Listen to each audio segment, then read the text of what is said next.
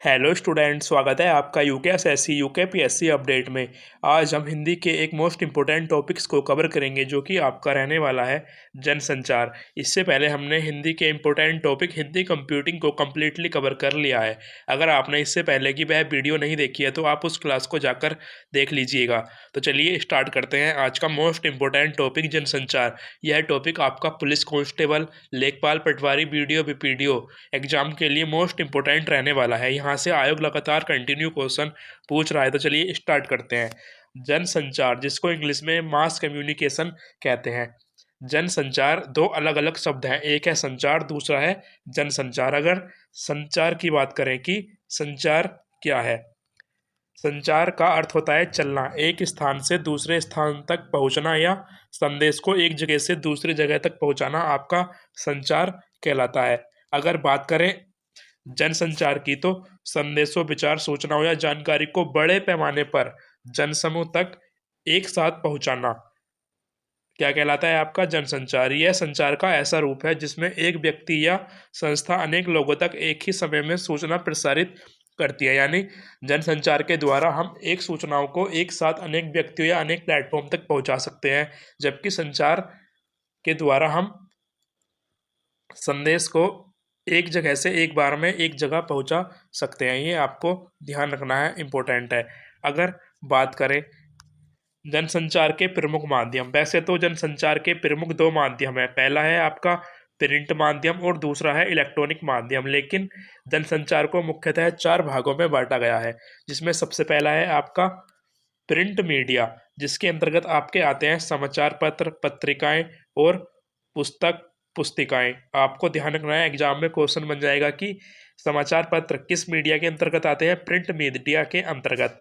अगर print media के important fact की बात कर लें तो यह जनसंचार माध्यम में सबसे पुराना माध्यम है। प्रिंट माध्यम यानी कि ओल्ड माध्यम है। ये एग्जाम में क्वेश्चन पूछ सकता है एग्जामिनर की जनसंचार का सबसे पुराना माध्यम कौन सा है आपका, ये है आपका प्रिंट माध्यम। अगर मुद्रण की शुरुआत की बात करें तो किस देश से हुई थी, चीन से मुद्रण की शुरुआत हुई थी।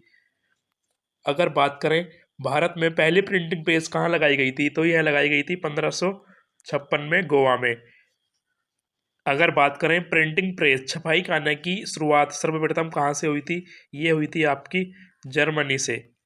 अगर बात करें भारत का पहला समाचार पत्र कौन सा था, ये था आपका बंगाल गजट, जो कि 1780 में प्रकाशित किया था। जेम्स ऑगस्ट हिस्की ने यह पत्र निकाला था कोलकाता से। अगर बात करें भारत के पहले हिंदी साप्ताहिक समाचार पत्र की, तो ये था आपका उदत मार्टंड, जिसका प्रकाशन 1826 में किया था। और ये प्रकाशन किसने किया था, ये किया था पंडित जुगल किशोर जी ने। ये एग्जाम में क्वेश्चन बन चुका है, यूके ट्रिपल एससी के मोस्ट इंपोर्टेंट क्वेश्चन है। आपके प्रिंट मीडिया से सारे फैक्ट क्लियर हो गए होंगे। अब देखते हैं जनसंचार का दूसरा माध्यम, जो कि आपका रहने वाला है इलेक्ट्रॉनिक मीडिया। इलेक्ट्रॉनिक मीडिया के बात करें तो इसके अंतर्गत रेडियो, टेलीविजन और फिल्में इत्यादि आते हैं। अगर बात करें रेडियो की, तो यह एक श्रव्य व ध्वनि माध्यम है। रेडियो के अंतर्गत टीवी, जो कि एक रेखीय माध्यम है। रेडियो जो है ये एक रेखीय माध्यम है। एग्जाम में क्वेश्चन पूछ सकता है कि एक रेखीय लीनियर माध्यम कौन सा है, तो है आपका रेडियो। एक रेखीय लीनियर माध्यम है आपका रेडियो। अगर बात करें रेडियो का आविष्कार 1895 में मार्कोनी ने किया था। भारत में रेडियो सेवा का प्रारंभ ये 1923 में बम्बई से हुआ था। और भारत में पहला रेडियो स्टेशन 23 जुलाई 1927 को स्थापित किया गया था। अगर बात करें टेलीविजन की, तो टेलीविजन आपका श्रव्य व दृश्य माध्यम है। टीवी का आविष्कार 1925 में लोगी वेयर ने किया था। भारत में टीवी की शुरुआत 1959 में की गई थी और दूरदर्शन की शुरुआत भारत में 1976 में की गई थी। आपके इलेक्ट्रॉनिक्स मीडिया से भी सभी फैक्ट क्लियर हो गए हैं, इससे बाहर एग्जाम में क्वेश्चन नहीं बनेगा। अब बात करते हैं डिजिटल मीडिया यानी कि सोशल मीडिया जनसंचार का एक माध्यम है। इसके अंतर्गत internet, website, social media platform जैसे फेसबुक, ट्विटर, इंस्टाग्राम आदि आते हैं।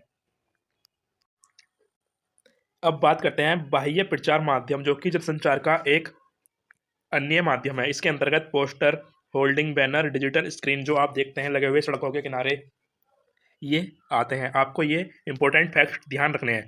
जनसंचार में सबसे पहले हमने कवर किया प्रिंट मीडिया, उसके बाद इलेक्ट्रॉनिक मीडिया, फिर डिजिटल मीडिया, उसके बाद बाह्य प्रचार माध्यम हमने कवर किया। अब कुछ अन्य इंपॉर्टेंट फैक्ट्स देख लेते हैं। जनसंचार का उद्देश्य सूचना देना, जागरूकता करना, शिक्षिता करना और मनोरंजन करना होता है। यह लोकतंत्र में जनमत निर्माण और सामाजिक परिवर्तन लाने में भी महत्वपूर्ण भूमिका निभाता है। आपको अन्य इंपॉर्टेंट फैक्ट्स एक ध्यान रखना है कि समाचार पत्र की एक शैली होती है जो कि है उल्टा पिरामिड शैली। उल्टा पिरामिड शैली क्या होती है आपकी? यह शैली समाचार लेखन की सबसे प्रचलित और लोकप्रिय शैली है। जनसंचार माध्यमों में इस शैली का प्रयोग सर्वाधिक किया जाता है। ये आपको ध्यान रखना है। मिलते हैं नेक्स्ट क्लास में।